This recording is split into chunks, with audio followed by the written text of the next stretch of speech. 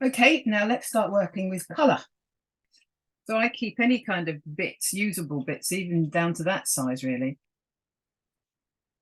And then you've started to create your pretty. This is quite nice, done with packaging paper, just brown packaging paper and painted Bondaweb.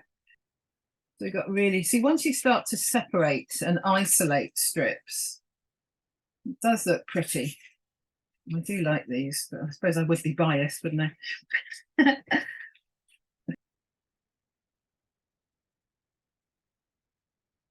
So that is that. Now let's have a go at some printing. And we'll just pop this in the same direction that the stripes are going. So it's kind of going to be pretty arbitrary, really. So just pop that one there.